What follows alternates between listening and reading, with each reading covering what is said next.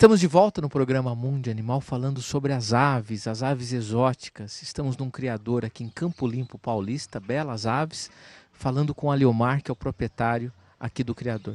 Leomar, nós falamos sobre os pavões, sobre os fazões, mas vocês também têm cisnes, vocês têm gansos.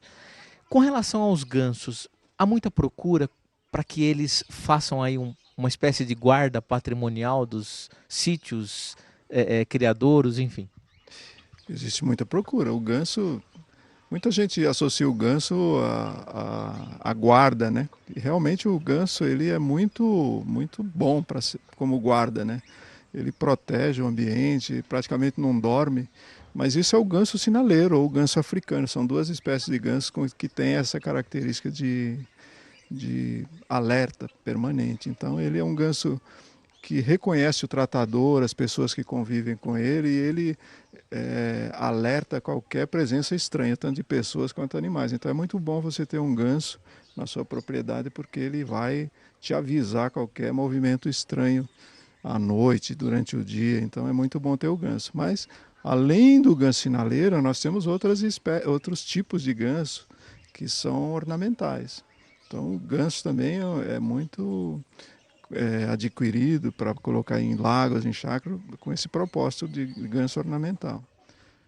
Então, assim, ele não é agressivo, ele não ataca a pessoa que invade lá o território dele, o sítio. Ele apenas avisa que tem alguma coisa errada.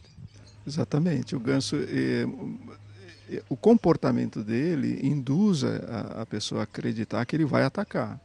Mas ele não é agressivo a esse ponto. Ele demonstra uma reação que impõe respeito ao invasor, mas ele não ataca. Ele se aproxima, mas não machuca ninguém. Você pode ter um ganso sem medo que ele nunca vai ferir pessoas pelo comportamento, não. Com relação aos cisnes, vocês têm aqui para vender também? Nós temos o cisne negro e o cisne branco. O cisne negro ele tem origem na Austrália e é considerado uma ave doméstica. E também é uma ave que tem o mesmo manejo de um pato, né? Só para citar uma ave comum que todo mundo sabe criar. Então, o cisne você cria ele com os mesmos cuidados que criaria um pato. Agora, água, ele adora água. Quanto maior o seu lago, melhor para o cisne. Mas é possível reproduzir com um casal de cisne num lago de 3 por 3 com meio metro de profundidade. Então é uma ave muito bem adaptada ao Brasil. Fácil de criar, um custo menor, resistente a doenças também? Fácil. Um casal de cisne vive 30 anos. E ele se torna-se adulto com 4 anos. E aí você percebe o tempo que dá para você ter. E ele está tão adaptado aqui no Brasil, acho até por ser uma.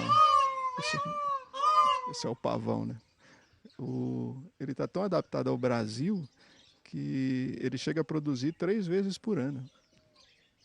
Que foi esse barulho aqui que tem?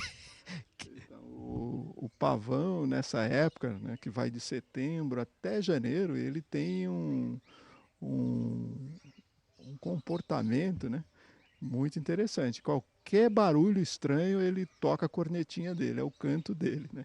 É um sinal de alerta do pavão. E o acasalamento, como é que é feito? Como é que é feito a corte da fêmea?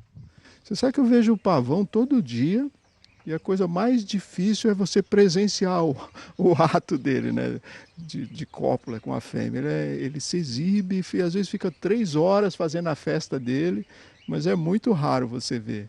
E, e as fêmeas elas ficam todas em torno do pavão. A gente cria aqui um macho para cada 5 fêmeas, né?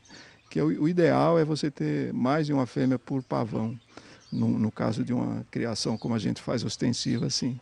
Mas ele se exibe muito, ele, como é que eu diria assim, tem um trabalho de conquista, né, muito grande. Eu admiro o pavão, porque eu não teria a mesma paciência, não. Com relação às pessoas de outros estados, elas te procuram também para a compra desses animais? Você envia esses animais para outros estados? Como é que é? Então, nós temos um site, né, que as pessoas têm acesso e nós só fornecemos aves no Brasil, mas nós temos clientes no Brasil inteiro. Então, os clientes solicitam e fazem as consultas e nós despachamos normalmente via aérea para todas as capitais. A gente tem como remeter aves no Brasil. Como é que nasceu, Aleomar, essa paixão pelas aves? Há quanto tempo você trabalha com isso? Como é que começou? Marcos, paixão é uma coisa difícil da gente identificar quando nasce, né? Acho que nasce com a gente, né? As paixões da gente pelos animais, né? Eu vejo que vem pessoas aqui que nasceram em São Paulo, cresceram em São Paulo e são apaixonados por animais, né? Então, assim, a minha origem é caipira. Eu sou de Marília, nasci no interior, vim para São Paulo já bem grandinho com a família. Então, poderia dizer que a minha relação com os animais está relacionada ao interior, a ter nascido no interior. Mas eu gosto. Mas eu tenho mais 8 irmãos e nem todos gostam. Então, isso eu não sei. Então, eu gosto de viver aqui, em contato com a natureza. Então, eu não sei te responder essa pergunta com precisão, né? De qualquer forma, como é que foi? Você começou criando um casal, aí passou para dois, já começou com várias espécies. Como é que foi? O início do seu criador. Então eu sempre mantive nas minhas chácaras algumas aves, né? Mas aí vai aumentando o interesse. Quando eu percebi, eu já tinha uma coleção de fazões de quase 60 espécies, né?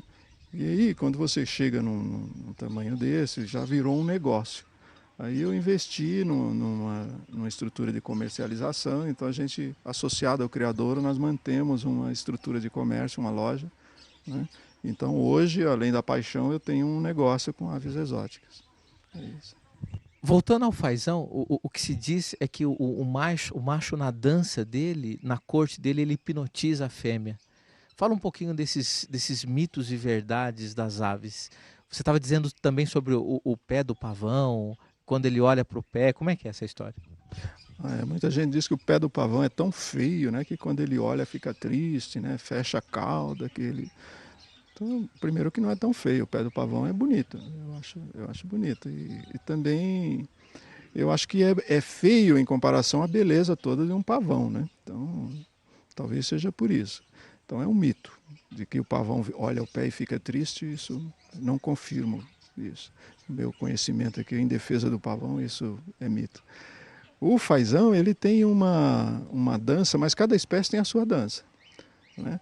Então tem, por exemplo, o fazão prateado, ele faz a dança da fêmea, mas a fêmea usa as penas do rabo dele para fazer o ninho. Então no final do período de reprodução do fazão prateado, ele está muito feio, porque a fêmea vai destruindo ele. O fazão dourado, ele vai fazendo uma dança em torno da fêmea, ela vai ficando. Aqui tem algumas fêmeas de fazão que ela fica, no final da dança nupcial dela, ela fica tão... Se a gente não conhecesse, achava que ela estava com alguma doença, né? Ela fica lá no cantinho, você pega ela, leva para vários lugares. Eu acho que ela entra em transe por uma meia hora. Então o fazão tem realmente uma conquista das mais sensacionais, eu acho. Então, de fato, tem uma mudança de comportamento na fêmea após essa dança. É o que se chama hipnotizar a fêmea. Eu acho que ela fica hipnotizada, ou apaixonada, né? Porque toda fêmea apaixonada cria um estado bastante, como é que eu diria, alterado de consciência, né? Bom, hipnotizada e apaixonada é a mesma coisa. No caso do fazão, acho que sim. Aleomar, quais outros mitos e verdades que você tem das aves? Por exemplo, a diferença entre pato e marreco é a mesma coisa, é a mesma ave? São espécies diferentes? Como é que é? Então, existe na natureza, né, assim, a ciência identifica, né, por nome científico, grupos, né, famílias, né? Então, quando a gente fala em família de papagaio, entra na família de papagaio, tem os periquitos, tem as araras, né? Nos marrecos também, a família dos marrecos, que é identificada como os anseriformes, que são todos os marrecos, ou seja, as aves que gostam de viver na água, você tem nesse grupo, nessa família de aves, você tem os gêneros, né? Então, os gêneros, o que muda? O pato, ele é grande normalmente, ele tem um jeito, um porte. O marreco, ele é menor, né? O ganso é grande, o cisne tem um pescoço grande. Então, você visualmente já percebe algumas diferenças básicas para quem biólogo, estudou o assunto, vai notar ou vai entender isso mais cientificamente. Mas a gente que tem essa relação diária, só de olhar um marrequinho você sabe se ele é um pato ou se ele é um marreco. É o porte que define. É a constituição, é o jeitão. É o jeito, é o comportamento. Você citou o cisne. O cisne também tem essa questão de voar? Eles voam ou eles devem ficar em condições fechadas como o fazão ou não? Eles podem ficar em vida livre que eles não vão embora?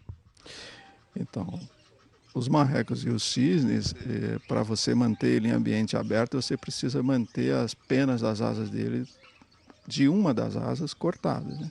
Que demora normalmente 8 meses para crescer novamente. Então, a gente recomenda que de 6 em 6 meses você contenha ele cortando algumas penas da asa, que não tem sofrimento nenhum. Cortar uma pena de asa, uma pena de uma ave, para quem sabe, é bom, né? Você sempre cortar as penas já formadas, não cortar penas novas. Então esses cuidados todos é como cortar a unha, não tem dor, não tem sofrimento.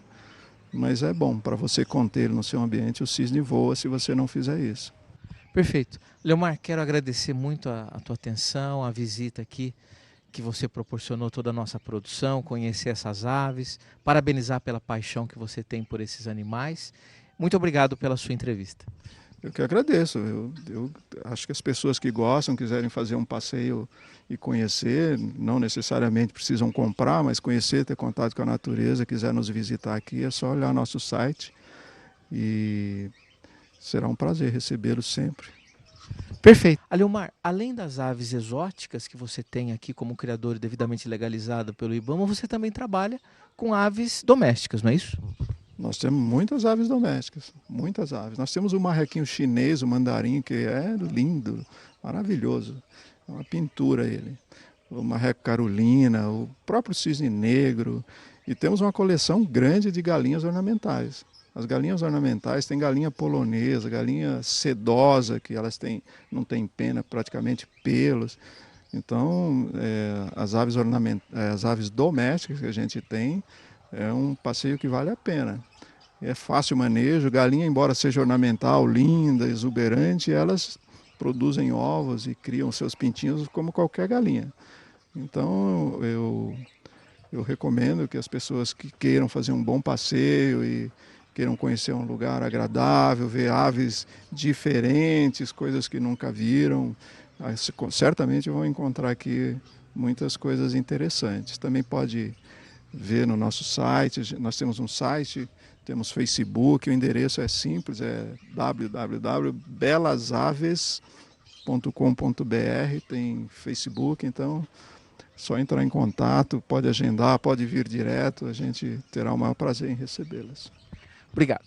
Leomar, quero agradecer a tua entrevista, o tempo que você disponibilizou para a nossa equipe aqui para conhecer o criador, conhecer as aves. Muito obrigado pelo seu trabalho, parabéns pelo seu trabalho e obrigado pela entrevista. Eu que agradeço, estamos à disposição de vocês sempre que quiserem. O nosso trabalho é esse mesmo, é para os apaixonados e para os que ainda não são apaixonados, venham aqui que nós cuidaremos disso. Ótimo. Espero que vocês tenham gostado desse programa maravilhoso, Mundi Animal.